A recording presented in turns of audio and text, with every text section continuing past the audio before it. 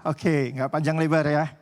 Kita langsung perkenalkan, nama saya Benny. Kalau yang belum kenal, saya biasa bertugas untuk antar jemput.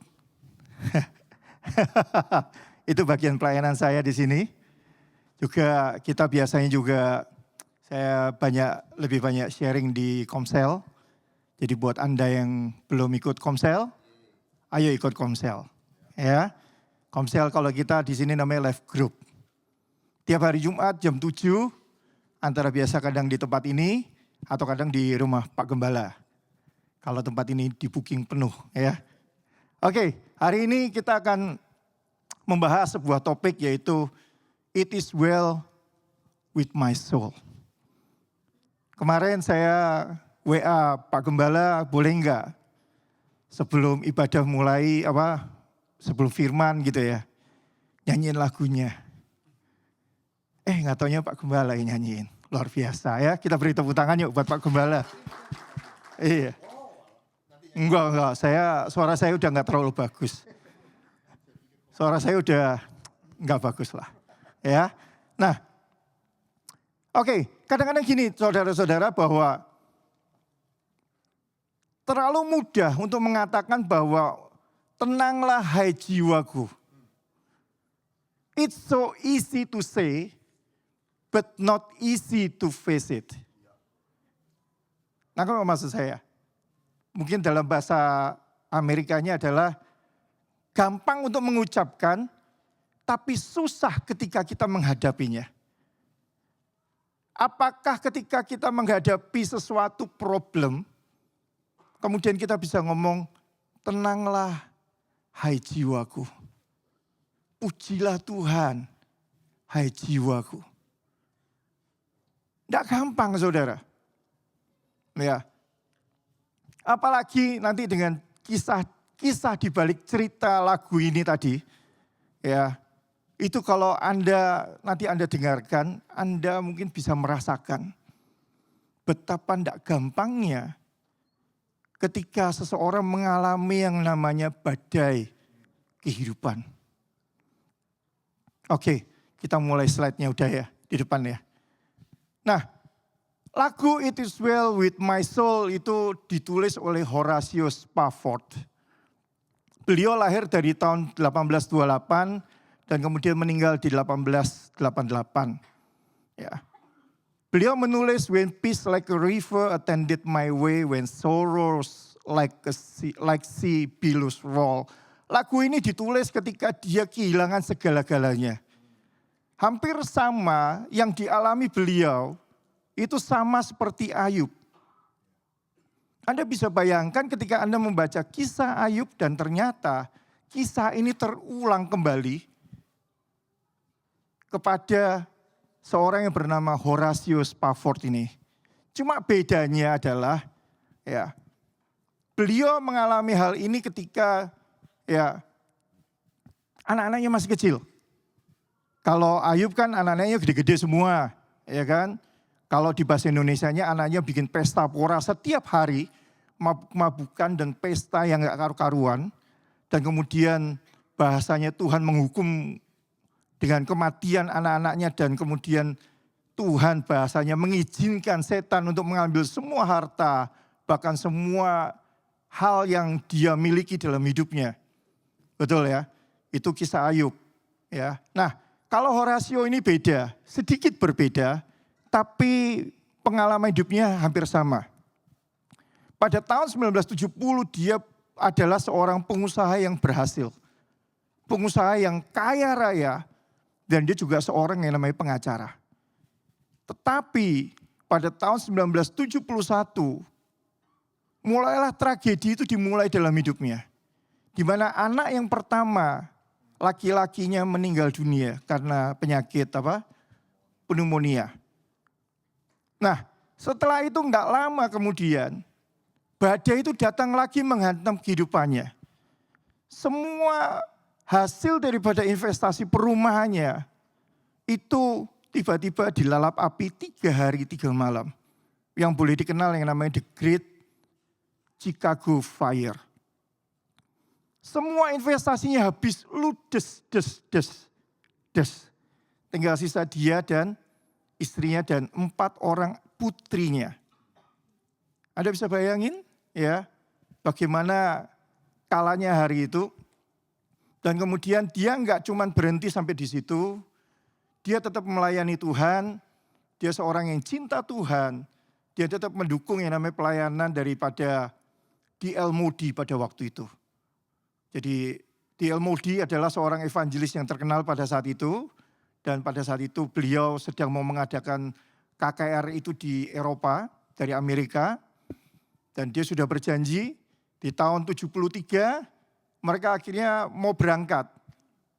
Ya, satu keluarga ini mau berangkat mendukung pelayanannya D.L. Moody. Tetapi yaitu tiba-tiba tahun 71 semuanya ludes. Ya, pada tahun 73 dia tetap kekeh dan tetap merenovasi semua apa yang hilang dari hidupnya. Bisnisnya kemudian dia mulai rintis lagi dan kemudian dia berhasil bangkit. Tahun 73 karena ada urusan mendadak, istri dan 4 orang anaknya berangkat duluan ke Eropa. Untuk apa? Untuk liburan dan kemudian untuk pelayanan, mendukung pelayanan D.L. Moody. Ya, mereka kemudian menaiki kapal Perancis, ya boleh dibilang cukup mewah. Ya, kalau Anda ingat Titanic ya. Ya, kalau ini adalah steamship Ville du Havre ya. Cukup mewah, cukup keren ya. Dan tapi tiba-tiba dalam perjalanan apa yang terjadi? Kapalnya ditabrak sama kapal lain pada waktu malam hari. Dan akhirnya apa? Tenggelam. Anda bisa bayangkan ya, di saat itu anak yang masih paling kecil, paling bontot itu tiba-tiba terlepas dari ibunya dan harus mati di tengah laut. Anda bisa bayangkan istrinya lagi begitu, tiba-tiba ketimpa tiang yang namanya tiang kapal. Pingsan di tengah laut ya. Dan 9 hari kemudian ditemukan selamat. Tetapi balik lagi keluarganya habis. Anda bisa bayangkan bagaimana pada waktu itu Horatio mendengar kabar, ya kan? Yang tadinya dia mau pelayanan ke sana, mau bisnis, mau yang namanya liburan, pelayanan, dan di tengah yang namanya apa? Persiapan, gitu kan? Untuk yang namanya dia mau pergi, tiba-tiba dia mendengar kabar duka. Bahwa istrinya nggak jelas pada waktu itu, ya kan? Tidak ditemukan dan 4 orang anaknya meninggal juga di tengah laut, tidak ditemukan mayatnya. Kira-kira gitu ya, kalau kita ngalami hal itu, apa yang kita lakukan? Apa yang menjadi perasaan kita kalau kita kehilangan segala-galanya? Nah, ini 4 orang anaknya nggak sama seperti Ayub loh. Yang hidupnya nggak karu-karuan loh. Bahasa kasarnya bejat. Gitu kan. Ini anak 4 gadisnya ini masih kecil-kecil. Dan belum tahu apa-apa. Mati di tengah laut. Dikala kondisi mereka adalah seorang keluarga yang taat. Anda bisa bayangkan? Taat. Dan mereka kehilangan semuanya itu. Dan ketika itu akhirnya dia memutuskan untuk dia mencari, ya kan? Dia akhirnya tiba-tiba beberapa hari setelah dia mendengar kabar itu, dia terpukul, kemudian dia memutuskan untuk mengambil sebuah perjalanan untuk mencari.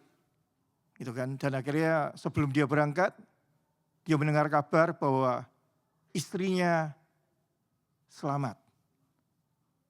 Akhirnya dia memutuskan untuk menjemput istrinya di Wales pada waktu di Eropa. Nah, 226 orang penumpang meninggal dunia pada saat itu. Termasuk 4 orang anaknya. Can you imagine? Ya. Saya jujur ya, ketika saya ngalami kehilangan semuanya itu pun saya juga terpukul. Tapi puji Tuhan gitu ya, saya gak kehilangan anak-anak saya. Dan Horatio ini dari kehilangan anak, ya kan? Gak lama kehilangan pabrik, habis itu masih istri dan 4 orang anaknya kena badai di tengah laut, gitu kan? Orang pasti akan ngomongin dia semua, betul gak? Pasti namanya gosip itu pasti melanda. Gak mungkin gak digosipin, gak mungkin gak diomongin, betul ya? Dan dia tetap bertahan di tengah namanya apa? Badai kehidupan. Saya ngalami yang namanya baru kehilangan semuanya aja. Yang namanya harta, kekayaan gitu ya. Itu aja udah temen hilang semua gitu ya. Boleh dibilang teman rohani pun hilang semua gitu ya. Yang tadinya semua nempel, ayo kok Beni kita mau kemana, mau pelayanan kemana, tiba-tiba hilang semua gitu ya. Ya, nggak ada yang mendekat satupun. Ya, orang ini dibilang, ini kena penyakit sampar gitu ya, kena tulah gitu ya. Gitu kan. Tapi ketika Anda punya kekayaan, semua orang nempel sama kalian. Ya. Tapi itulah kehidupan dalam pelayanan. Gitu ya. Sama kayak Horatio. Ya. Nanti kita lihat endingnya, ya. Dan ternyata, ya, setelah itu mereka tetap setelah ketemu istrinya, kemudian mereka tetap merencanakan pergi ke mana? Ke Eropa untuk mendukung pelayanan D.L. Moody. Anda bisa bayangin, suami istri yang kehilangan 5 orang anaknya, kehilangan bisnisnya, masih tetap memutuskan apa? Melayani Tuhan. Itu sih jujur. Wow banget. Saya ketika membaca kisahnya, jujur saya nangis. Saya bilang cuma gila Tuhan. Ini orang keren banget. Kisahnya, gak ada matinya. Saya bilang. Ya. Saya ngeliat kisahnya dia, saya bandingkan dengan kisah saya gak ada apa-apanya saudara. Ya. Nah. Dia cuma berkata bahwa I'm glad to be able to trust my Lord when it cost me something. Wow, saya baca ini jujur saya cuma bisa geleng-geleng kepala. Kenapa? Gitu kan. Ini orang hampir sama kayak Ayub gitu loh. Walaupun berapapun harga yang dia harus bayar. Dia cuma berkata, aku bersyukur. Kenapa? Aku bisa percaya sama siapa? Tuhan. Berapapun harga yang dia harus bayar. Saya sih sebelumnya ketika beberapa bulan yang lalu saya menyampaikan firman di tempat ini, saya cuma berkata bahwa ayo kenali Tuhanmu dan berjalan bersama Tuhan. Dan ini adalah yang ketiga, yaitu saya ingin mengajar tentang rest. Kalau yang pertama dan yang kedua, kita tidak punya fondasi yang kuat. Bagaimana kita bisa rest in the Lord? How we can say that it is well with my soul? Bagaimana kita bisa berkata, tenanglah hai jiwaku di tengah yang namanya apa? Badai kehidupan yang begitu parah dalam hidup kita. Orang boleh berkata kita kena penyakit sampar ya. Orang boleh berkata bahwa kita mungkin kena kutuk. Orang boleh berkata kita kena tulah. Tapi ketika kita mengerti betapa baiknya Tuhan itu. Ketika kita bisa mengandalkan Tuhan itu, kita kenal siapa Tuhan itu.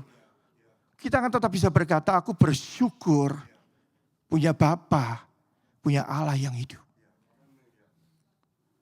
Di mana ya, di mana semua kerajaan boleh tergoncangkan. Hanya cuma satu kerajaan yang tidak pernah tergoncangkan. Ketika kita berada dalam genggamannya. Semua boleh diambil daripada kita. Cuma satu kata Daud. Jangan ambil apa? Rohmu daripadaku. Kalau kita tidak punya roh Allah lagi, bagaimana kita bisa mengarungi kehidupan? Kalau kita tidak punya roh Allah, kita tidak punya pengenalan akan Tuhan, bagaimana kita bisa berjalan mengarungi yang namanya kehidupan? Nah, saya senang sekali dengan lagu ini bahwa it is well with my soul, gitu ya. Itu lagu dia tulis pada saat dia pergi lagi ke tengah laut, kemudian dia dipanggil oleh kapten kapal, dan kemudian kapten kapal itu berkata, di sini loh Pak kejadiannya. Di situ dia cuma bisa nangis dan berkata Tuhan itu baik. Dan dia berkata bahwa it is well with my soul. It is well with my soul. Oh God, thank you Lord. Ya. Di yang namanya Mazmur 62 ayat 5, Daud juga berkata yang sama. It is well with my soul. Dikala itu Daud juga sama mengalami yang namanya apa? Ketika dia diburu oleh anaknya. Yang namanya siapa? Absalom. Anda bisa bayangkan ketika Daud melihat anaknya perempuan diperkosa oleh anaknya laki-laki. Ya kan? Amnon. Kemudian Absalom gak terima. Dia kemudian ngomong sama papanya Daud. Daud cuma berkata apa? Biar Tuhan yang membalas semuanya itu. Bagaimana seorang adik bisa tahan ketika ya kan kakaknya diperkosa sama saudara tirinya. Dan kemudian apa yang terjadi? Dia nggak terima dan kemudian kakaknya Amnon dibunuh oleh Absalom. Dan dia nggak terima sampai di situ saja. Kemudian apa yang terjadi? Dia berontak sama papanya. Papanya dikejar-kejar untuk dibunuh. Dan diambil alih kerajaan Israel. Tapi di situ Daud cuma berkata apa? It is well with my soul. Di tengah yang namanya gelombang prahara keluarga yang begitu rupa, Daud pun bisa berkata, it is well with my soul. Jadi kalau saudara hari ini mengalami yang namanya masalah, pergumulan, rumah tangga, ayo kita belajar. Dan kita berkata bahwa it is well with my soul. Karena kita yakin dan kita percaya bahwa tangan Tuhan, ya, ada sebuah lagu yang menarik. Tangan Tuhan sedang merendah, ya, suatu karya yang agung mulia. Saatnya kan tiba nanti, kulihat. Amin. Ya, keren ya lagunya ya. Jadi ketika kita mengalami masalah, problem apapun dalam hidupmu, jangan lupakan Tuhan. Ya. Amsal 116 ayat 7. Be at rest once more, O my soul. For the Lord has been good to you. Sekali lagi tenanglah hai jiwaku. Sebab apa namanya? Dia baik dalam hidup kita. Allah tidak pernah punya rancangan yang jahat dalam hidup kita. Yeremia 29 berkata bahwa ya, rancanganku atas hidupmu adalah rancangan yang penuh dengan damai sejahtera. Dan bukan karena dia tidak punya rancangan kecelakaan itu, saudara. Tuhan itu tak pernah punya yang namanya menguji yang namanya manusia untuk kehilangan semuanya. Seringkali hal itu terjadi karena apa? Kesalahan kita. Bukan karena Tuhan ingin mencoba hidup kita apakah kita setia atau tidak. Karena dia terlalu baik buat kita. Dia bukan Tuhan yang mengambil sesuatu dari hidup kita. Karena dia tahu rasanya kehilangan ketika sesuatu diambil dalam hidupnya. Anda pernah melihat bahwa kita barusan merayakan Paskah. Bagaimana dia sendiri ketika dia menghadapi apa? Rasa kehilangan itu. Allah kita pernah merasakan yang namanya kehilangan 2 kali. Yang pertama dia kehilangan Adam. Dan ketika itu dia teriak. Dia menjerit ketika dia bertanya, Adam, Adam, di manakah engkau? Itu dia berteriak dalam hidupnya. Dia mencari Adam karena dia tiba-tiba terputus oleh yang namanya dosa. Dan dia tidak bisa menjalin yang namanya apa? Komunikasi dengan Adam. Yang kedua, ketika Yesus di atas kayu salib dan berkata, Eloi, Eloi, lama sabachthani. Dan Allah memalingkan wajahnya. Kenapa? Karena dia gak bisa komunikasi lagi sama Yesus. Kehilangan 2 kali. Bagaimana dia mau mengambil anak kita? Bagaimana dia mau mengambil suami kita yang kita kasih? Dia tahu rasanya yang namanya apa? Kehilangan. Dia gak mau yang namanya manusia itu kehilangan sesuatu yang berharga dalam hidupnya. Amen. Jadi jangan pernah kita berkata bahwa Tuhan yang memberi, Tuhan yang mengambil. Itu cuma Ayub. Sebelum dia kenal Tuhan. Dengan benar. Setelah itu dia berkata di Ayub 41 bahwa dia merevisi semuanya. Apa yang kukatakan tentang Allah. Gitu ya. Direvisi semuanya. Itu enggak benar. Itu cuman biografinya dia ketika dia belum mengerti dan dia belum mengenal Allah. Yang sesungguhnya.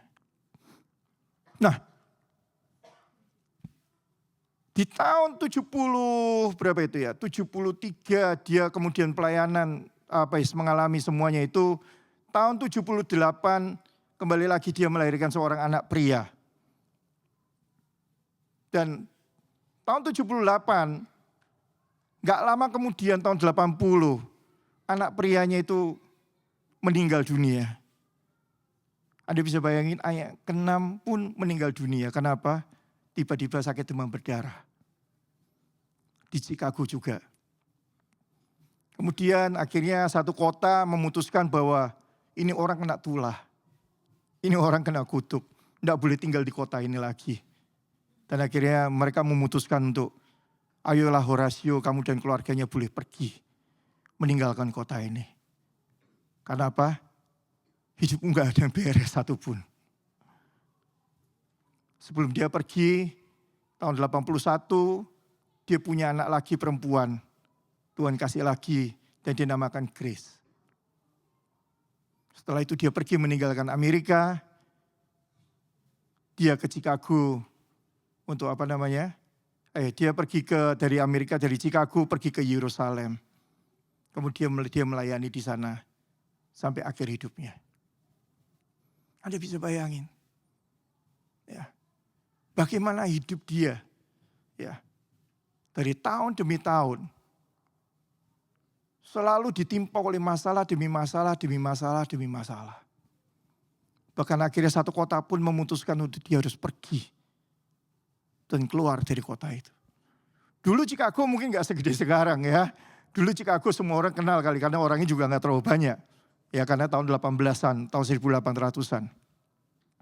Ya kan, kalau sekarang udah berapa juta orang udah gak kenal satu sama lain.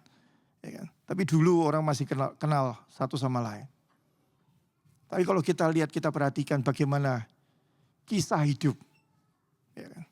Kalau Horatio ini ya begitu rupa. Itu kita harus belajar.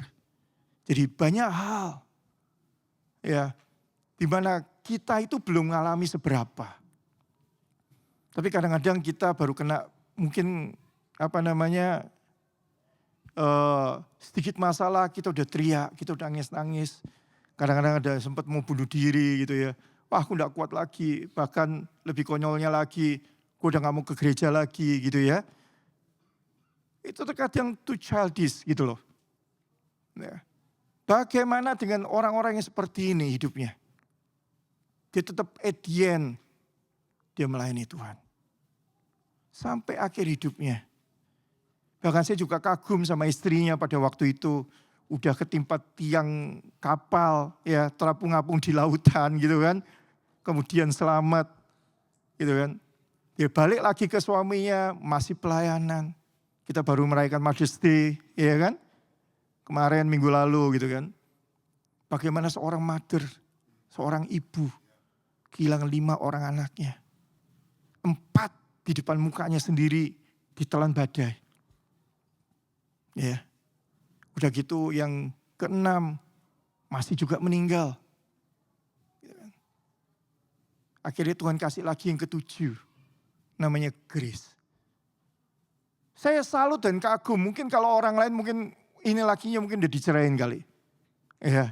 Wah gua sama lu sial banget gitu ya. Bener gak sih? Udah anak gua 5 mati gitu ya. Bisnis lu hancur gitu ya. Udah gak punya apa-apa lagi ya. Udah gitu gue balik lagi, anak gue yang ke-6 mati juga gitu ya. Gimana perasaan seorang ibu? Halo? Ya. Bener gak? Rasanya gimana? Ya, mungkin sakitnya tuh di sini ya. Bener gak? Tapi ya itulah kehidupan. Maka saya bilang saya salut sekali. Perjuangan seorang ibu, seorang istri. Ya, tidak segampang membalikan telapak tangan. Ya. Karena gini ya saudara bahwa kalau kita melihat bahwa bagaimana Tuhan menciptakan, Tuhan memberi Adam, memberi Hawa untuk Adam menjadi seorang penolong. Kalau yang namanya penolong itu pasti lebih kuat daripada yang ditolong. Betul gak? Jadi kadang-kadang gitu ya, kita mesti harus sadar bahwa istri itu penolong. He's a helper. Kita suami, makanya kadang-kadang tidak baik seorang laki-laki hidup seorang diri. Kenapa? Karena dia butuh penolong. Artinya dia gak bisa menghadapi semuanya itu sendiri. Ya. Berbahagialah Anda seorang wanita. Ya, karena Anda ditakdirkan dan dibuat oleh Tuhan menjadi seorang penolong, penopang dalam rumah tangga. Bukan perongrong. Gitu kan? Karena Anda merasa kuat, kemudian Anda ya, piting lakinya gitu ya. Oh, kamu mesti ditolong nih ya, gitu ya. Enggak, tapi di situ kita belajar untuk yang namanya menundukkan diri dalam kondisi apapun. Dan saya tahu itu enggak mudah. Karena dosa, semua berbalik. Tapi saya percaya di tempat ini para istri adalah istri yang luar biasa. Ya, istri-istri yang cinta Tuhan. Menjadi penolong dalam rumah tangga. Ya. Dan saya melihat dan saya kagum ya. Di mana perbedaan istrinya seorang Horasio dengan istrinya Ayub ya. Kita bisa ngelihat bedanya jauh sekali ya. Kalau dulu istrinya Ayub, ya kan, begitu ngeliat anaknya mati, keluarganya habis, dia kena penyakit sampar, ya kan, bahkan kena bisul. Istrinya ngomong apa? Mana Tuhanmu ya, kutuki ya, betul nggak? Tapi istrinya Horasio enggak. Dia tetap setia, mendampingi. Sampai kapan? Sampai dia meninggal dunia. Dan itu sebuah cerita yang luar biasa. Maka dari itu hari ini yuk kita belajar.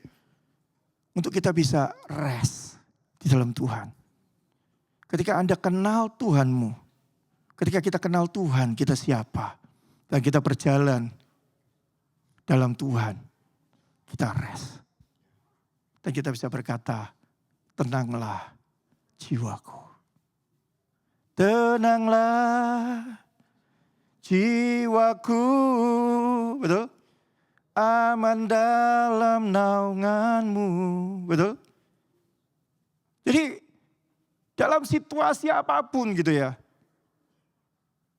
selalu kita harus berkata, tenanglah, hai jiwaku. Amin. Seberapa besar masalah kita hari-hari ini? Seberapa besar kalau kita melihat keadaan dunia ini yang udah mulai tidak jelas? Mungkin Anda juga melihat pabrik-pabrik yang Anda kerja hari-hari ini. Mungkin banyak orang yang di stay home, ya kan? Mungkin di Indonesia juga kita ngelihat banyak hal yang terjadi hari-hari ini. Saya cuma bisa berkata bahwa, yuk kita belajar untuk tenang. Belajar untuk dengar suaranya. Mau dibawa kemana hidup kita. Karena kita tahu, rencana dia untuk ke depan cuma satu. Damai sejahtera. Walaupun kondisi gak karu-karuan kayak Yusuf pada waktu itu. Dijual jadi budak sama saudaranya sendiri. Ya kan, difitnah oleh bosnya sendiri. Gitu kan. Masuk penjara. Dia sudah bantu orang lain, tetap masih gak dibantu juga. Tapi Tuhan gak tinggal diam.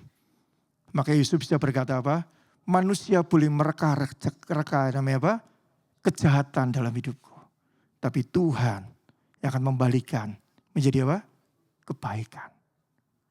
Ya kalau kita bisa kenal Tuhan kita berjalan dengan Tuhan kita, maka kita akan tenang hidup kita. Mau badai, mau goyang, mau apapun ya. 1000 rebah di kananku ya. 10.000 rebah di kiriku. Di situ bahasa Inggrisnya berkata bahwa aku hanya menontonnya saja. I'm watching all of it. Kenapa? Karena kita berada dalam kerajaan yang tak tergoncangkan. Amin. Amin. Tuhan Yesus memberkati. Yuk kita bangkit berdiri. Terima kasih Bapak untuk hari ini kami boleh mengerti betapa baiknya Tuhan itu. Dalam kondisi apapun Tuhan, kami akan terus belajar untuk kami mengucap syukur. Dan kami akan berkata, tenanglah hai jiwaku. Sebab Tuhanlah yang mempunyai rancangan damai sejahtera dalam hidupku. Masa depan yang penuh dengan harapan, bukan rancangan kecelakaan. Kami percaya Tuhan, kami aman dan kami tenang di dalam-Mu. Karena kami punya Tuhan yang hidup. Kami punya Tuhan yang luar biasa.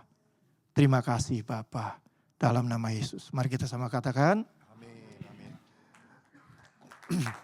Terima kasih Ko Benny buat firman-Nya yang luar biasa. Yuk kita tutup ibadah kita. Sekali lagi boleh mengangkat tangan Anda.